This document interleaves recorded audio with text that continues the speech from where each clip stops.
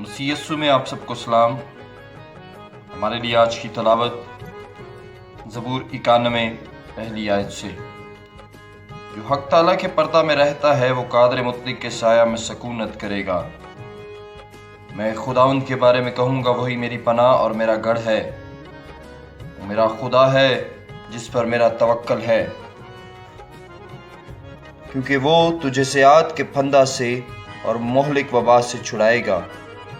وہ تجھے اپنے پروں سے چھپا لے گا اور تجھے اس کے بازوؤں کے نیچے پناہ ملے گی۔ اس کی سچائی ڈھال اور سپر ہے۔ تو نہ رات کی ہیبت سے ڈرے گا، نہ دن کو اڑنے والے تیر سے، نہ اس وبا سے جو اندھیرے میں چلتی ہے، نہ اس ہلاکت سے جو دوپہر کو ویران کرتی ہے۔ تیرے آس پاس 1000 گر جائیں گے اور تیرے دہنے ہاتھ کی طرف 10,000، لیکن وہ تیرے نزدیک نہ آئے گی۔ لیکن تو اپنی آنکھوں سے نگاہ کرے گا اور شریروں کے انجام کو دیکھے گا۔ پر تو اے خداوند میری پناہ ہے، تو نے حق تعالیٰ کو اپنا مسکن بنا لیا ہے۔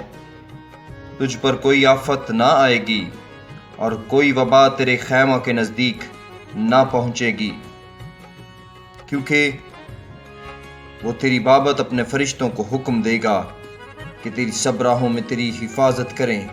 وہ تجھے اپنے ہاتھوں پر اٹھا لیں گے تاکہ ایسا نہ ہو کہ تیرے پاؤں کو پتھر سے ٹھیس لگے۔ تو شیر ببر اور افی کو روندے گا، تو جوان شیر اور اژدہا کو پامال کرے گا۔ چونکہ اس نے مجھ سے دل لگایا ہے، اس لیے میں اسے چھڑاؤں گا۔ میں اسے سرفراز کروں گا کیونکہ اس نے میرا نام پہچانا ہے۔ وہ مجھے پکارے گا اور میں اسے جواب دوں گا۔ میں مصیبت میں اس کے ساتھ رہوں گا، میں اسے چھڑاؤں گا اور عزت بخشوں گا۔